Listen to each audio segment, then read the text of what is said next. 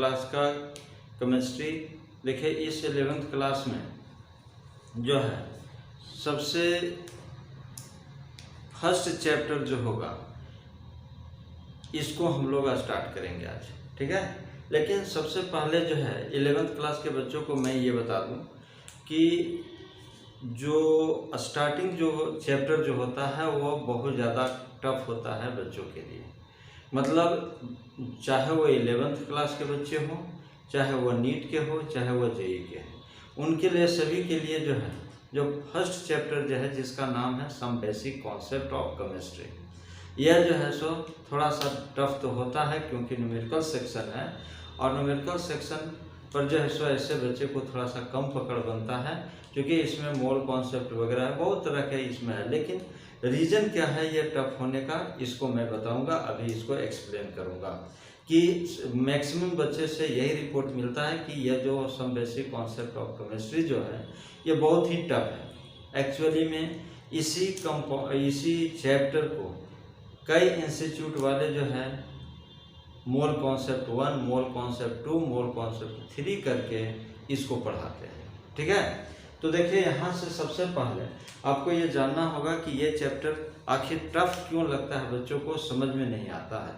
तो 50% समझ में आता है, 50% नहीं आता है। तो एक्चुअली में इस टॉपिक में कुछ 12 का भी टॉपिक मिला हुआ है और कुछ 11 का भी टॉपिक मिला हुआ है और कई 11th में भी कई चैप्टर इसमें इंक्लूड हैं और 12th में भी कुछ चैप्टर इसमें इंक्लूड है, जिसकी वजह से मतलब पूरा का पूरा नहीं बल्कि एक तरह से कह सकते हैं कि एप्लीकेशन है और उस एप्लीकेशन की वजह से ये टॉपिक जैसा थोड़ा सा कॉम्प्लेक्स लगता है। जरा देखते हैं इसको क्या क्या है इसमें, ठीक है।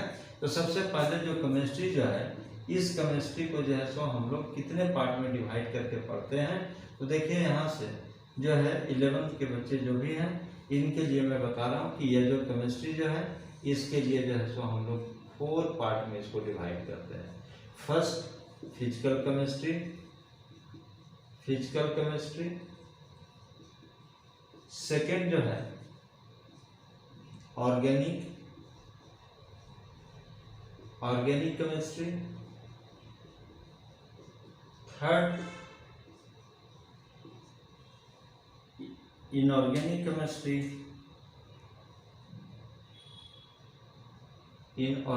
केमिस्ट्री, और फोर्थ जो है जनरल केमिस्ट्री, ठीक है। अब जरा थोड़ा सा इसको समझ लीजिए कि जो फिजिकल केमिस्ट्री है, इस फिजिकल केमिस्ट्री में आपका जो है सबसे पहले 11th फिजिकल केमिस्ट्री से स्टार्ट होता है और 12th भी फिजिकल केमिस्ट्री से स्टार्ट होता है। तो फिजिकल केमिस्ट्री न्यूमेरिकल सेक्शन है जिसमें आपको न्यूमेरिकल मिलेगा। ऑर्गेनिक में कार्बन और हाइड्रोजन के बने हुए कंपाउंड जैसे मीथेन, इथेन, अल्कोहल वगैरह, फिनॉल, ये सभी बेंजीन, ये सभी ऑर्गेनिक केमिस्ट्री में आता है। इनऑर्गेनिक में जैसे पीरियोडिक टेबल हो गया, एस ब्लॉक हो गया, पी ब्लॉक हो गया, डी ब्लॉक हो गया, कम्प्लेक्स कंपाउंड हो गया, ये सभी का सभी जो है सो इनऑर्गेनिक है।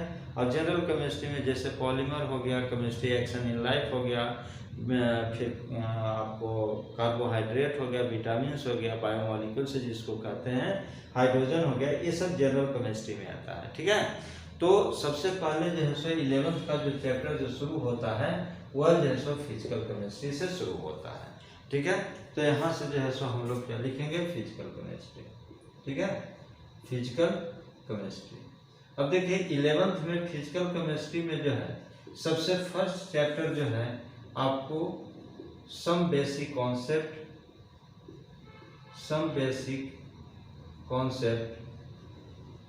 Of chemistry, some basic concept of chemistry, ठीक है। यह जो है सो some basic concept of chemistry, ठीक है। यह जो है सबसे फर्स्ट चैप्टर है 11th का और यह टफ माना जाता है। क्यों माना जाता है आगे इसको मैं एक्सप्लेन करूंगा। इसी तरह यदि हम 12th की यदि बात करें तो 12th में सबसे फर्स्ट जो टॉपिक जो होगा वो भी फिजिकल केमिस्ट्री का ही आता है, जिसको कहते हैं सॉलिड स्टेट। यह भी फिजिकल केमिस्ट्री से ही आता है जो कि 12th का पोर्शन है और ये जो है सो आपका 11th का पोर्शन है। तो देखिए इसमें जो है सो टफ होने का रीजन क्या है कि सभी का जो है यह जो सम बेसिक कॉन्सेप्ट है इसको जो है सो हम लोग 2 पार्ट में पढ़ते हैं। आगे जो है सो हम लोग 2 पार्ट में इसको डिवाइड करेंगे। पार्ट ए यहाँ पर लिखेंगे, पार्ट ए। सेकेंड जो लिखेंगे part B. Part A and part B में इसको डिवाइड करके हम लोग पढ़ेंगे। जैसे देखिए पार्ट ए में क्या होगा, थोड़ा सा ये जो है सो आसान सिंप्लिसिटी के लिए मैंने इसको 2 पार्ट्स में डिवाइड किया, part A and part B. तो देखिए पार्ट ए में जो है सो कौन कौन सा टॉपिक को हम लोग डील करेंगे। तो फर्स्ट जो है basic concept, basic concept and classification of matter. ठीक है, ये जो है फर्स्ट मतलब टॉपिक हम लोग लेंगे, जो कि वेरी इजी है, कुछ नहीं है, ये बहुत ही सिंपल है, जो 9th में पढ़ते आ रहे हैं। सेकेंड जो है सिग्निफिकेंट फिगर,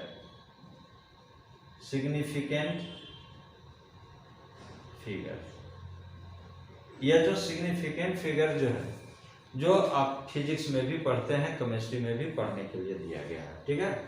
थर्ड जो है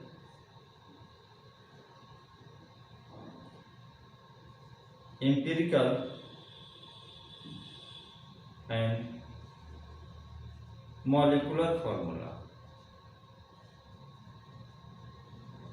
ये थोड़ा सा न्यूमेरिकल सेक्शन है, ये भी है, हल्का फल्का है, तो ये भी कोई खास नहीं है, लेकिन ये भी ऐसे, हालांकि नीट वगैरह में इसे भी क्वेश्चन दे देता है। ठीक है। इसके बाद फोर्थ जो टॉपिक इसमें पढ़ेंगे लॉज ऑफ केमिकल कॉम्बिनेशन। ठीक है, ये लॉज ऑफ केमिकल कॉम्बिनेशन, ये जो है सो थोड़ा सा न्यूमेरिकल सेक्शन है आपका। इसमें जो है सो यहाँ से न्यूमेरिकल शुरू हो जाता है एम्पिरिकल एंड मॉलिक्यूलर फार्मूला से और लॉज ऑफ केमिकल कॉम्बिनेशन से। सिग्निफिकेंट फिगर बहुत कुछ नहीं है, बहुत ही सिंपल है, जो हम लोग इसी में राउंडिंग ऑफ देखेंगे, प्लस माइनस, या फिर जो है सो उसमें डेसिमल की बात करेंगे, कितना सिग्निफिकेंट फिगर होता है। तो इस तरह से जैसे मान लीजिए कि 0.43 है, तो आपसे पूछेगा कि सिग्निफिकेंट फिगर कितना होगा, तो 2 होगा। बहुत सिंपल सा चीज़ है, लेकिन नीट में इससे भी क्वेश्चन पूछा जाता था। ठीक है, यह जो है सो हम लोग को पार्ट ए में हुआ। अब जो है सो पार्ट बी की यदि बात करेंगे, तो देखिए पार्ट बी में क्या होता है। ठीक है, पार्ट बी में हम लोग लिखेंगे पार्ट बी।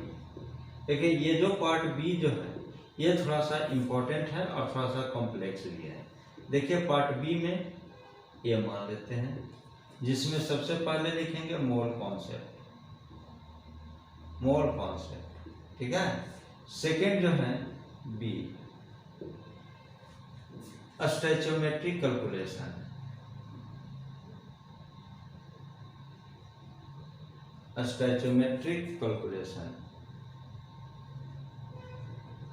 ठीक है।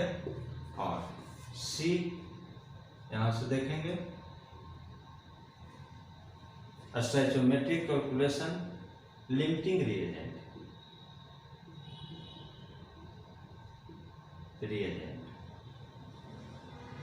Limiting reagent. ठीक है। उसके बाद डी में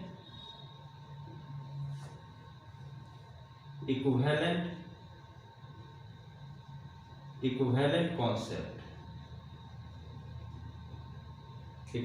कॉन्सेप्ट और वेट। ठीक है। उसके बाद ई में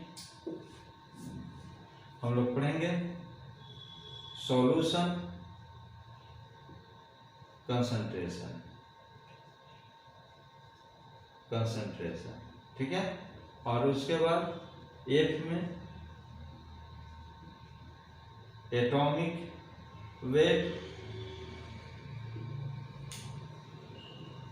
इसके बाद मॉलिक्यूलर वेट और लास्ट जो है पढ़ेंगे डेंसिटी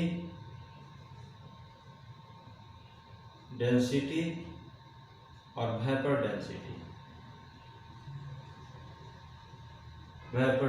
देखिए ये जो कोई खास नहीं है, लेकिन एटॉमिक वेट और मॉलिक्यूलर वेट थोड़ा थोड़ा हम लोग पढ़ लेते हैं, ठीक है, लेकिन प्रॉब्लम बहुत आता है। अब जो है सो इसमें मेजर जो है, जहाँ पर आपको दिक्कत होती है वह कहाँ पर दिक्कत होती है, ये जो है सो मोल कॉन्सेप्ट में।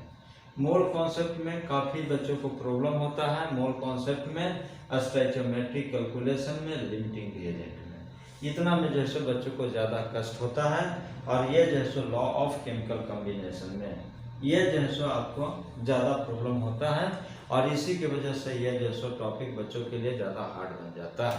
लेकिन अब जो है सो यहाँ से बाकी जो है सो सॉल्यूशन कंसंट्रेशन, देखिए ये जो है सो 11th में भी है और ये जो है सो आपको 12th में भी मिलेगा। जब सॉल्यूशन जब पढ़ेंगे तो वहाँ पर जो है सो मोलैलिटी, नॉर्मलिटी और मोल फ्रैक्शन, ये सभी जो है सो मिलेगा पढ़ने के लिए। 12th में भी मिलेगा और ये सब बेसिक कॉन्सेप्ट में भी मिलेगा। इसका मतलब है कि दोनों का कॉन्सेप्ट यहाँ पर यूज होगा, इसीलिए जो है सो ये टफ हो जाता है। हालांकि जितना जो है सो टीचर क्या करते हैं कि जो 11th में NCERT में दिया हुआ है केवल उतना ही पढ़ा देते हैं, लेकिन उतना पढ़ाने से काम नहीं चलता है, क्योंकि इसका एप्लीकेशन बहुत ज़्यादा मिलता है, इसीलिए डिटेल में पढ़ना पड़ता है।